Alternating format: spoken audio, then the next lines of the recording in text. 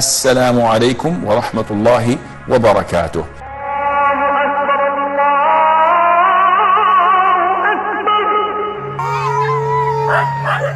কুকুর কেন রাত্রিবেলায় আজান দিলে ডাকে, অথবা অনেক সময় আজান দিলে কুকুর ঘেউ ঘেউ শুরু করে দেয়? কারণটা কি? শয়তান দুই ধরনের, একটা হচ্ছে মানুষ শয়তান, আর একটা হচ্ছে কি জিন শয়তান। ইন্নাহু ইয়ারাকুম হুয়া ক্বাবিলু মিন হাইথু লা তারাউনাহু। এরা আপনাদেরকে দেখতে পায়, মানে তোমাদেরকে দেখতে পায়। আল্লাহ কাদেরকে বলতেছে? বান্দাদেরকে। কিন্তু তাদেরকে তোমরা দেখতে পাও না। জিনকে কি আমরা চোখে দেখতে পাই? আল্লাহ রাসূল আরেকটি হাদিসের মধ্যে বলছেন যে কালো কুকুর যেগুলো রয়েছে, এই কালো কুকুরগুলো রাত্রিকালীন সময় দেখবেন যে কোথাও কুকুর নাই, কিন্তু হঠাৎ এসে একটা কালো কুকুর সামনে হাজির। রাসূল আকরাম সাল্লাল্লাহু আলাইহি ওয়াসাল্লামের হাদিসগুলো বিশ্লেষণ করে মুহাদ্দিসিনরা বলতেছেন আল্লাহ রাসূল কালো কুকুরকে শয়তান বলেছে। আল্লাহ রাসূল আরো কথা বলছেন কি, আজান যখন দেওয়া হয় তখন শয়তান যারা থাকে ওই আজানের এরিয়ার মধ্যে, এরা পৃষ্ঠ প্রদর্শন করে পালাতে থাকে। আর যখন পালায় তখন তারা কানের মধ্যে কি করে, প্রতিবন্ধকতা তৈরি করে, আজানের শব্দ শুনতে চায় না, কারণ তাদের হৃদয় আন্দোলন তৈরি করে, কষ্ট দেয় আজানের শব্দ। এবং তারা বায়ু নিঃসরণ করতে করতে দৌড়ায়। কারা? শয়তানরা। এই শয়তান তো আমরা চোখে দেখি না, কিন্তু কেউ কেউ বলছেন যে এই কুকুরগুলো সেই শয়তানদেরকে অনুভব করে। কারণ কি? জিনসি ভাই তারা। কালো কুকুর যেমন শয়তান, তো শয়তান তো শয়তানকে দেখতে পায়। এই জন্য যখন শয়তান দৌড়ে পালায় তখন কুকুর ঘেউ ঘেউ ঘেউ ঘেউ করে।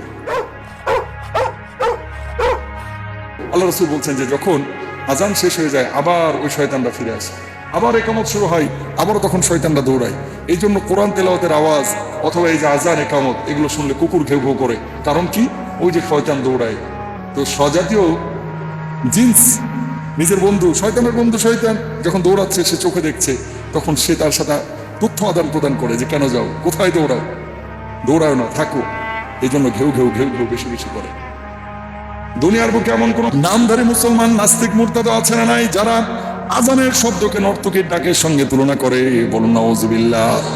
আজানের শব্দ তাদের হৃদয়ের মধ্যে আলোড়ন তৈরি করে, ঠিক কিনা? আজানের শব্দের কারণে শব্দ দূষণ হয়, কানে সহ্য হয় না, ঘুমে ডিস্টার্ব হয়। যে সমস্ত মুসলমানরা এরকম কমেন্ট করে আজানের ব্যাপারে, তারা ওই কুকুরের চাইতেও নিকৃষ্ট।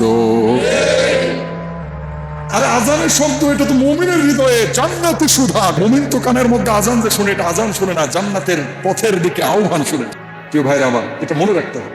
মিশকাতের হাদিস, এই যে বিষয়টি বললাম যে আজানের সময় শয়তান পালায় পৃষ্ঠ প্রদর্শন করে বায়ু নিঃসরণ করতে করতে, এবং ইকামতের সময়। তো কি করবেন? কুকুর যখন ঘেউ ঘেউ করে তখন আপনি আউযু বিল্লাহি মিনাশ শাইতানির রাজিম এটা পড়বেন। এখন প্রশ্ন হচ্ছে যে এমন কুকুর যেগুলো পাহারা দেয় বাড়ি, অথবা আপনার এই যে শিকারির জন্য নির্ধারণ করা হয়, এই কুকুরগুলো অনেক সময় দেখবেন যে এই যে ডাকাডাকি করে না। সব কুকুর কিন্তু ডাকাডাকি করে না। গুটি কয়েক নির্দিষ্ট কিছু কুকুর যেগুলো ডাকাডাকি করবে, এগুলো মনে করবেন যে ওই যে শয়তানের কি দোষক। এবং এগুলো কালো কুকুর হচ্ছে কি শয়তান। আল্লাহ তাআলা তাদের চেহারার এই চোখের মধ্যে ওই পাওয়ার দিয়ে দিয়েছে, তারা দেখতে পায়। আল্লাহ তাআলা বোঝার তৌফিক দান করুন।